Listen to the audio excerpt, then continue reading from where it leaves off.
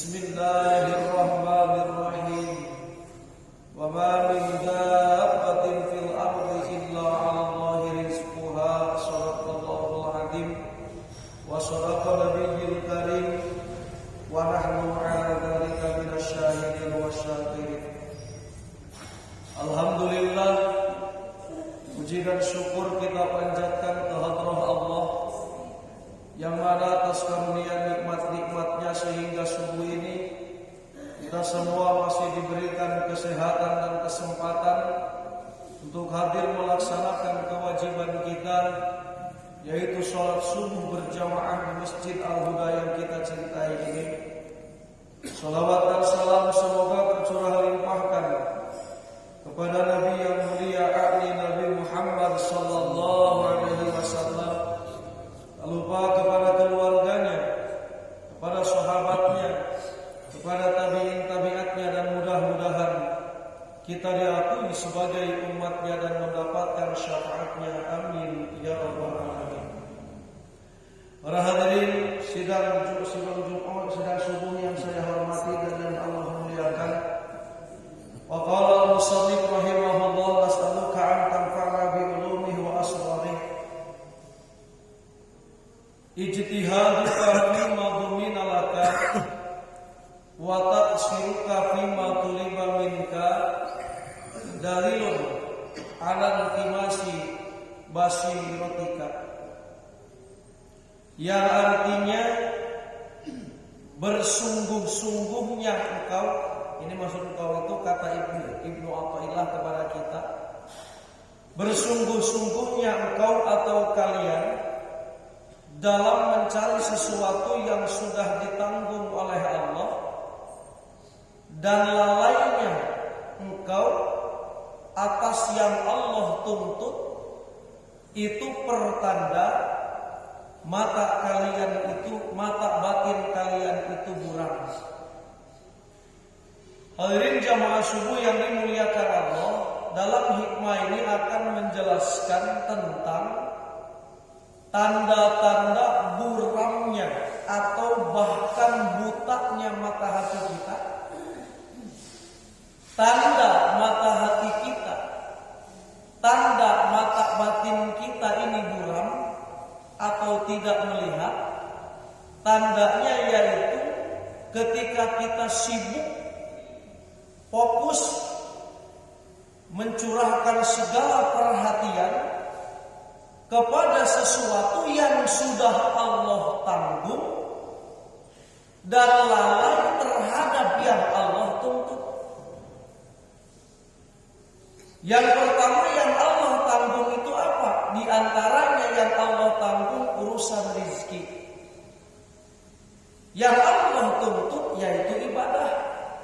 Nah, tanda mata batin kita gelap, tanda mata hati kita ini tidak berfungsi, yaitu ketika sibuk fokus mencurahkan segala tenaga dan pikiran untuk masalah rezeki, padahal rezeki sudah tanggungan Allah, dan lalai masalah ibadah, padahal ibadah adalah tuntutan Allah.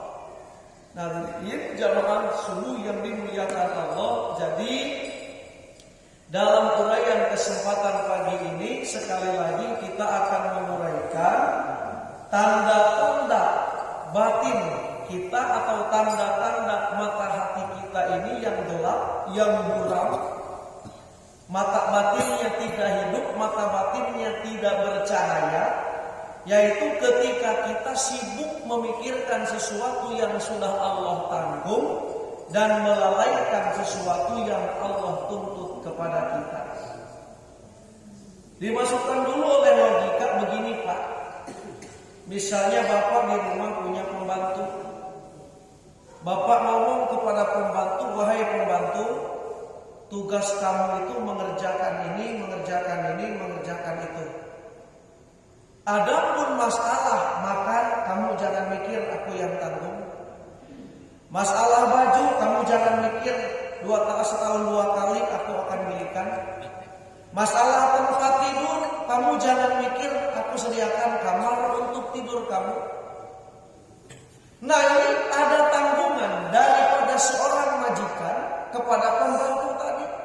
Cuman tugas kamu kerjakan ini, kerjakan ini, kerjakan itu. Nah, ini yang dimuliakan Allah, nah si pembantu ini malah sibuk dia mikirkan beli pakaian, sibuk dia mencari makan.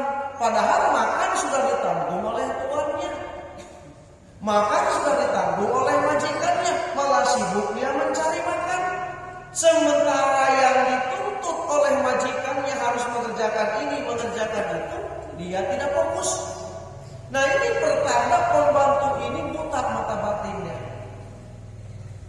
Nah, yang dikaitkan dalam masalah hikmah ini, orang yang buta mata hatinya sibuk dia memikirkan tanggungan Allah, yaitu urusan rezeki, tapi dia lalai terhadap tuntutan Allah, yaitu ibadah. Nah, jadi jamaah subuh yang dimuliakan Allah Subhanahu wa taala, yang dijamin oleh Allah yang pertama adalah rizki, Pak. Rizki ini semua sudah tanggungan Allah. Bahkan masalah rizki ini bukan cuma rizki yang ditanggung oleh Allah. Yang kedua yang ditanggung oleh Allah itu adalah tempat datangnya rizki. Jadi Allah ini sudah mengatur rizki manusia. Yang pertama rizkinya sudah Allah takar dan tidak akan tertukar. Yang kedua, jalan datangnya rezeki sudah diatur juga oleh Allah. Dan yang ketiga, la yamutu hatta yastaqbilu rizqahu. Orang ini tidak akan mati sebelum habis rezekinya. Dan yang keempat, ma qusimalahu fahuwalahu la lighairihi. Sesuatu yang sudah Allah takdirkan rezeki ini untuk orang ini, maka rezeki ini tidak akan berpindah kepada orang lain. Artinya jatah kita gak mungkin pindah kepada orang lain, jatah orang lain gak mungkin pindah kepada kita. Nah, ini semua sudah diatur oleh Allah Subhanahu wa taala. Sebagaimana Allah Ta'ala berfirman,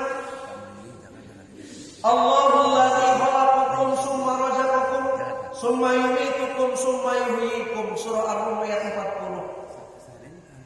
Allah itu adalah zat yang menciptakan kalian. Kemudian Allah tanggung rezeki kalian. Kemudian Allah matikan kalian, kemudian Allah hidupkan kalian. Jadi intinya Pak, kita jangan risau masalah urusan rezeki, karena rezeki ini adalah sesuatu tanggungan Allah. Orang yang risau masalah rezeki ini pertanda keimanannya kurang kuat kepada Allah. Kita jangan risau hari esok makan apa tidak. Yakin Pak, kalau kehidupan kita masih ada, kita pasti makan hari esok. Karena di antara penyakit manusia ini, mohon maaf, ini karena hikam ini kan berkaitannya kepada tasawuf, kepada hati. Karena sekali lagi penyakit hati ini banyak orang yang risau, memikirkan hari esok, memikirkan bulan depan, memikirkan tahun depan, padahal hidup kita belum tentu sampai ke tahun depan. Belum tentu hidup kita sampai ke hari esok. Artinya jangan risau, Pak. Jangan risau kalau masalah urusan rezeki ini. Yakin rezeki ini akan datang kepada kita sebelum ajal kita habis. Karena ajal kita habis itu kalau rezeki kita pun juga sudah habis. Hadirin jamaah subuh yang dimuliakan Allah Subhanahu wa taala. Ma uridu minhum, Allah taala berfirman, ma uridu minhum min rizqin wa ma uridu ayyutimun. Kata Allah, aku tidak kehendak dipingin rezeki oleh kalian, dan aku tidak kehendak diberikan makan oleh kalian, kata Allah. Kenapa? Innallaha huwa ar-razzaq, bahwasanya Allah ini adalah zat yang memberi rezeki. Jadi sekali lagi Pak, kita harus yakin ini masalah rezeki. Ini rezeki ini adalah tanggungan Allah. Barang siapa orang yang ragu terhadap datangnya rezeki kepada kita, itu tanda keimanan kita lemah. Ada orang yang mengatakan begini, begini. Ya kalau saya tidak bekerja begini, nggak mungkin datang rezeki datang kepada kita. Ini kalau secara tauhid sudah mesti orang yang menuhankan pekerjaan. Kenapa? Karena rezekinya akan datang kepada kita dimanapun tempatnya. Karena Allah ini ngatur satu rezekinya. Yang kedua, Allah ngatur datangnya rezeki kepada kita. Yang ketiga, orang ini tidak akan mati sebelum habis rezekinya. Dan yang keempat, rezeki yang untuk orang itu akan datang kepada orang itu, tidak akan pindah kepada orang lain. Ini empat ini semua sudah dipegang oleh Allah. Ini empat ini semua pertanggungan Allah. Yang jadi masalah sekali lagi, kita ini risau memikirkan sesuatu yang sudah Allah jamin, yang sudah Allah tanggung. Hadirin jamaah yang dimuliakan Allah, kalau kita dalam masalah rezeki kita nggak risau lagi, yakin Allah berezeki.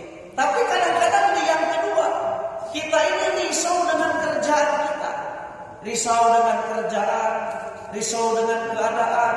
Padahal semua itu sudah tanggungan Allah Subhanahu wa taala. Hadirin yang dimuliakan Allah, Allah taala berfirman, "La nas'aluka rizqa nahnu narzuquka." Aku tidak minta kepada kalian rezeki kata Allah. Tetapi aku yang memberi rezeki kepada kalian. Dalam ayat yang lain, "Wa ma min dzabbatin fil ardi illa 'alallahi rizquha." Tidak ada yang melata di muka bumi ini semuanya rezekinya kepada Allah Subhanahu wa taala, atau semua kecuali Allah yang ngatur rezekinya. Nah, yang dimuliakan Allah Subhanahu wa taala, ini jaminan yang umum. Yang umum dijamin oleh Allah rezekinya. Nanti ada jaminan yang khusus. Jadi yang dimaksud jaminan umum ini, Pak, kalau kita pikir ayam tidak kuliah, anaknya 10 bisa menghidupi anaknya. Dia tidak pintar, ayam itu tidak ada otak, istilah kasarnya kan, tidak ada akal. Akalnya kurang sempurna, sebut akalnya tauhid. Tapi dia hidup, bisa menghidupi anak-anaknya. Kenapa? Karena semua Allah yang mengatur. Nyamuk, cicak, semua diatur rezekinya oleh Allah. Pokoknya istilahnya nih, bagi orang yang beriman, jangan risau masalah rezeki. Semua yang iman, yang kufur, yang durhaka, yang menghadap kepada Allah, yang membangkang kepada Allah, rezekinya semua Allah atur.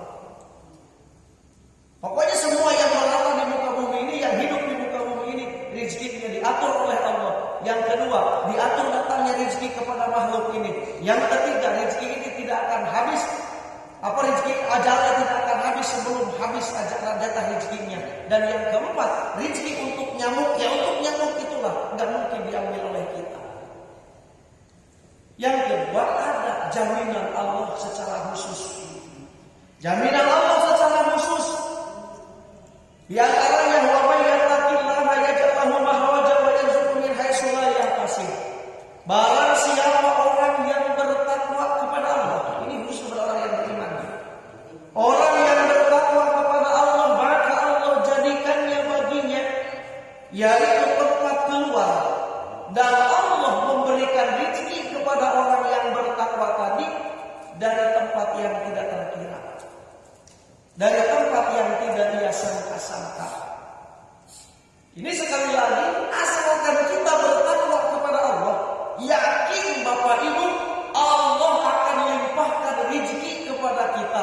Bahkan rezeki itu dari tempat-tempat yang tidak kita sangka, yang kita tidak sangka dan tidak kita kira, akan datang kepada kita rezeki itu. Ini jaminan bagi orang yang bertakwa. Kalau yang tadi jaminan Allah, pokoknya semua dikasih. Mau yang durhaka, mau yang iman, mau yang kufur, mau yang bertauhid, mau yang musyrik, mau binatang, manusia, semua Allah jamin. Tapi ini khusus bagi orang yang beriman. Barang siapa orang yang bertakwa kepada Allah, yakin Allah akan tanggung rezekinya. Bahkan Allah datangkan rezeki dari tempat-tempat yang tidak disangka-sangka. Hadirin jamaah subuh yang dimuliakan Allah Subhanahu wa taala. Wa qala aidan, man amila shalihan min dzakarin wa unsa wa huwa mu'minun falanuhyiyannahu hayatan thayyibah.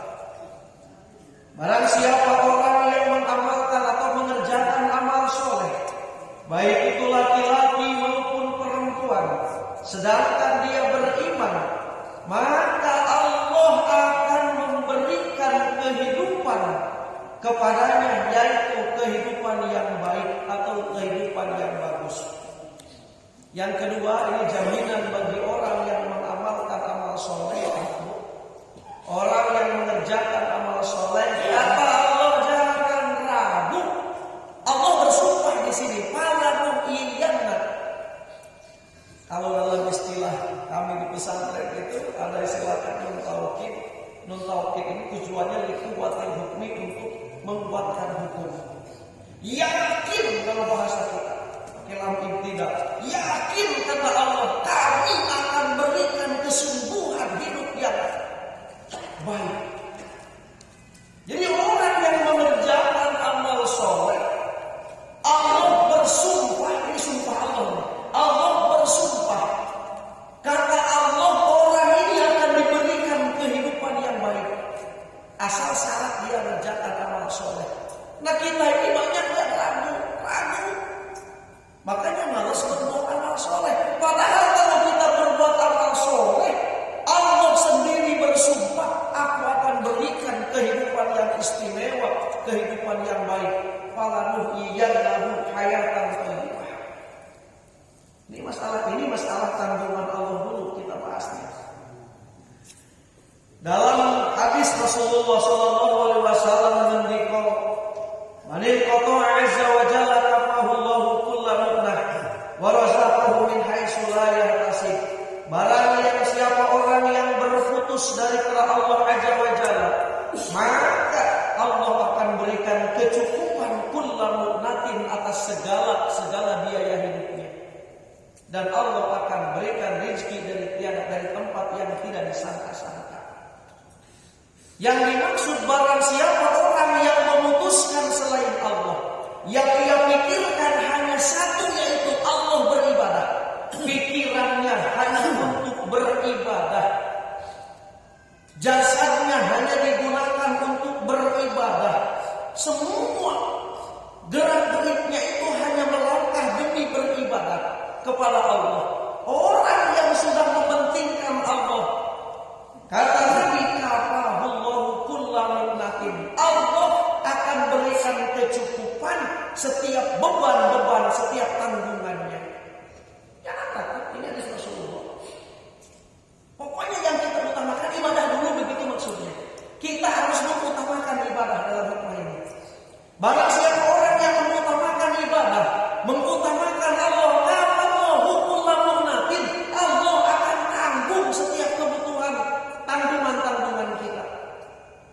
Warazaqahu min haitsu la yarzuqu min haitsu la yahtasib, atau warazaqahu min haitsu la yahtasib, dan Allah akan memberikan rezeki kepada orang ini dari tempat yang tidak ia sangka-sangka. Akan datang rezeki mengalir kepada dirinya. Nanti jamaah subuh yang dimuliakan Allah Subhanahu wa taala, wa qala Allah wa rabbus samai wal ardi innahu lahaqqun mislu ma annahum tantiqun. Demi Allah, Tuhan langit dan bumi, bahwasannya Allah itu hak akan memberikan rezeki kepada kita seperti Allah memberikan kepada kita berbicara. Kita berbicara ini tidak minjam mulut orang lain. Mulut kita lah yang berbicara. Begitu juga rezeki. Rezeki yang akan datang kepada kita, kita tidak minjam mulut orang lain. Rezeki itu akan masuk ke perut kita. Jangan takut, ini masalah rezeki. Wa qala Uwais al-Qarni berkata, "Lau abadtallaha ibadata ahlus samai wal ardi, la yaqbalu minka hatta tusaddiqah. Qila wa kaifa nusaddiquhu wa takunu aminan bima taqabbalallah min amri rizqi wa tara jasadaka farigon lil ibadah." Uwais al-Qarni berkata, kata Uwais al-Qarni, kalau kamu beribadah seperti ibadahnya ahli langit dan bumi, maksudnya orang-orang ahli ibadah yang di langit maupun di bumi, di langit para malaikat, di bumi para nabi, para anbiya, para sholihin. Kalau kamu beribadah kepada Allah seperti ibadah orang-orang yang soleh, la yaqbalu minka hatta tusaddiqah, Allah tidak akan menerima ibadah dari kamu sehingga kamu membenarkan Allah. Wa kaifa wakila kaifa nusaddiquhu? Bagaimana kita ini membenarkan Allah itu seperti apa? Takunu aminan bima taqabbalallah.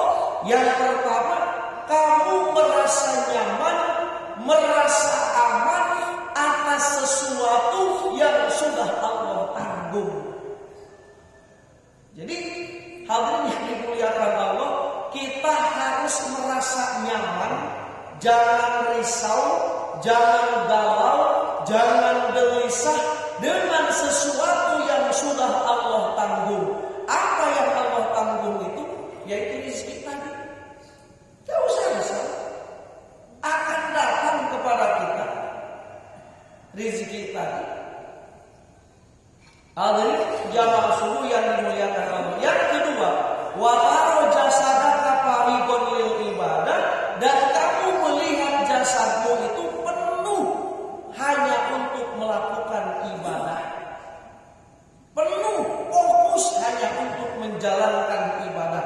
Jadi orang yang membenarkan Allah, kata Uwais Al-Qarni ini ada dua. Yang pertama, hidupnya merasa nyaman atas apa yang ditanggung oleh Allah. Yang kedua, melihat jasadnya itu fokus hanya untuk penuh beribadah kepada Allah. Silakan. Jadi kebanyakan kita, itulah hikmah ini kalau disingkatkan itu mudah. Kebanyakan kita ini kebalik. Apa yang kebalik? Kita ini pikiran itu fokus mikir sesuatu yang sudah ditanggung oleh Allah, sementara yang dituntut oleh Allah ibadah kita lalai. Nah, pulang dari pengajian ini kita balikkan sesuai perintah Allah, sesuai kehendak Allah. Apa yang harus kita balikkan? Sekarang kita ini fokus melaksanakan yang dituntut oleh Allah dan jangan risau ketika masalah sesuatu yang ditanggung oleh Allah, urusan rezeki. Kita ini kalau masalah ibadah kebanyakan orang tidak pernah risau, takut gak bisa berjamaah, takut gak bisa beribadah, takut gak bisa bersujud. Gak ada risau itu, pokoknya tenang aja kalau urusan ibadah. Nah ini pertanda orang ini akan celaka.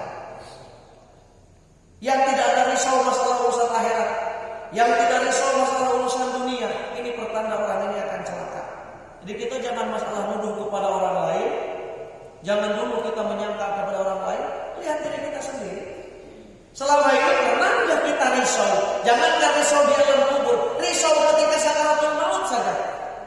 Ya Allah, takut sakaratul maut seperti itu. Kalau kita belum pernah risau ketika sakaratul maut, belum risau masalah urusan akhirat, nggak pernah galau memikirkan ibadah, nggak pernah takut kehilangan ibadah, itu pertanda kita akan celaka. Alhamdulillah. Mohon maaf karena ini ngajinya tasawuf bagian hati, bukan ngaji fikih. Jadi sekali lagi Bapak Ibu, kalau hari ini kita tidak pernah merasakan risau tentang ibadah, enggak takut kehilangan ibadah, enggak sedih kalau ada ibadah yang kita lewati, enggak sedih kalau kita meninggalkan ibadah, itu pertanda kita ini akan celaka. Alhamdulillah min dzalik, subhanallah min. Jadi yang kita risaukan itu urusan akhirat. Kita ini banyak yang kebalik kalau urusan kerjaan, kalau urusan duit, kalau urusan dunia kita risau, sementara yang dituntut oleh Allah tak pernah risau. Nah sekarang pulang dari sini kita balikkan sesuai tugas Allah. Urusan akhirat, tuntutan Allah kita harus risau, utamakan. Tapi urusan dunia yang ditanggung oleh Allah kita santai. Jadi sekali lagi dalam hikmah ini, mohon maaf Bapak dari ulang-ulang, dalam hikmah ini kita balikkan sekarang. Yang dituntut oleh Allah ibadah kita harus perhatikan, harus utamakan, harus takut kehilangan. Karena tuntutan Allah. Urusan tanggungan Allah masalah rezeki kita santai. Kenapa? Karena yakin rezeki Allah sudah tanggung. Baik rezekinya, cara datang rezekinya sudah Allah atur. Rezeki tidak akan, kematian tidak akan datang kepada kita sebelum habis rezeki kita. Dan rezeki untuk kita tidak mungkin pindah kepada orang lain. Ini harus kita santai dalam masalah ini. Pindah sekarang, fokus memikirkan ibadah. jamaah subuh yang dimuliakan Allah Subhanahu wa taala. Nah, apa tuntutan Allah? Tuntutan Allah yang pertama adalah taubat. Sebagaimana Allah Taala berfirman, "Ya ayyuhalladzina amanu tubu ilallahi taubatan nasuha." Wahai orang-orang yang beriman, bertaubatlah kepada Allah dengan taubat yang baik, dengan taubat yang bagus. Ini tuntutan Allah. Nah, banyak orang kalau masalah duit dia risau, kalau masalah rezeki dia galau, tapi masalah dosa dia tidak pernah galau. Ini pertanda orang ini akan celaka. Kita nggak perlu nuduh orang lain. Lihat diri kita. Pernahkah kita menyesal tentang dosa yang pernah kita berbuat? Kalau kita tidak pernah menyesal atas dosa yang kita berbuat, tapi kita ini menyesal hanya urusan rezeki, duit dan duit, itu pertanda kita akan celaka. Alhamdulillah min dzalik, subhanallah min dzalik. Hadirin yang dimuliakan Allah Subhanahu wa taala, Allah Taala berfirman, "Ya ayyuhalladzina amanu taqullaha wal tanzur nafsum ma qaddamat lighad." Wahai orang-orang yang beriman, bertakwalah kepada Allah dan pikirkanlah untuk dirimu apa yang telah engkau dahulukan untuk hari besok, atau apa yang engkau telah simpan untuk hari besok. Maksudnya itu orang-orang yang beriman di sini dituntut untuk menyimpan bekal untuk hari esok, yaitu untuk akhirat. Jadi sekali lagi dalam hikmah ini berkaitan dengan keadaan kita yang sering kita ini risau dalam urusan semua yang ditanggung oleh Allah, sementara yang dituntut Allah kita lalaikan. Sekarang kita pindah, kita harus risau, harus serius melaksanakan tuntutan Allah, yaitu ibadah, taubat, dan yang lain-lainnya. Sementara kita harus tenang hati kita dalam urusan rezeki. Hadirin jamaah subuh yang dimuliakan Allah. Qala Al-Hasan, "Idza aradallahu khidlana ahlah asbalahu bi dhahri hikmatihi al-aqwan wa fil batin bi hikmatiha fala yazalu kadzalik hatta yanqamisa nuru basiratihi fayastawli nuru basarih ala nuril basirati fala yara illa hissah wala yahdum illa hissah fayajtahidu fi talabi ma huwa madmun min rizqil maksum wa yuqsiru fi ma huwa madmun minhu min al-fardil mahtum." Kata Syekh Al-Hasani, ketika Allah berkehendak mau menghinakan diri kita atau mau menghancurkan diri kita, maka orang ini disibukkan dohirnya untuk berkhidmah kepada dunia. Sekali lagi, ketika kita ini pertanda kita mau dicelakakan, ketika kita ini mau rusak di dunia maupun di akhirat, mau hancur di dunia maupun di akhirat, maka orang ini dohirnya sibuk menghidmah hanya kepada dunia, gak mau menghidmah kepada Allah. Wafil batin, dan hatinya bimahabbatiha, hatinya mencintai dunia tadi. Bala yazalu kadalik, dan tidak berhenti seperti itu. Hatta yang komisa murubas basiratihi, sehingga buram mata batinnya tadi. Mata batinnya itu buram sehingga menguasai mata dohir ini terhadap mata batin. Mata dohir ini mengalahkan mata batin. Dan dia kalau mata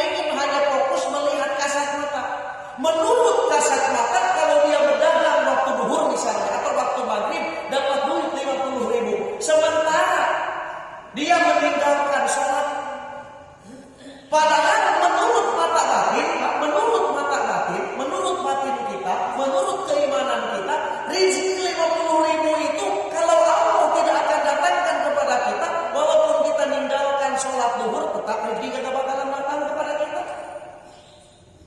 Ya sekali lagi, orang yang sibuk hanya dengan kasat mata, yaitu mata dohir, sementara mata batinnya buram, ini pertanda akan celaka. Contoh tadi, orang yang sibuk dengan kasat mata dohir, mata batinnya buram, dia menganggap kalau meninggalkan sholat akan semakin banyak dapat duit. Padahal rezeki itu tidak akan datang kepada dirinya kalau rezeki itu tidak ditakdirkan oleh Allah. Kemarin dibahas dalam bab takdir sudah. Nah, ini tanda orang buram mata batinnya terkalahkan dengan pandangan kasat mata tadi. Nah, dia ini sungguh-sungguh mencari sesuatu yang sudah ditanggung oleh Allah daripada rezeki yang sudah dijatah oleh Allah, dan dia lalai terhadap semua yang ditanggung, yang dituntut oleh Allah daripada kewajiban-kewajiban yang ditentukan oleh Allah. Makanya Nabi bersabda, "Ayyuhan nas, ajmilu fit thalab." Wahai manusia, berelok-eloklah kalian, baik-baiklah kalian dalam mencari rezeki, kata Nabi. Kenapa harus berbaik-baik mencari rezeki? Fa innahu laisa li 'abdin illa ma kutiba lahu. Karena tidak akan datang kepada seorang hamba rezeki ini kecuali rezeki itu illa ma kutiba lahu. Rezeki ini yang sudah ditentukan oleh Allah. Tidak akan datang kecuali yang sudah ditentukan oleh Allah.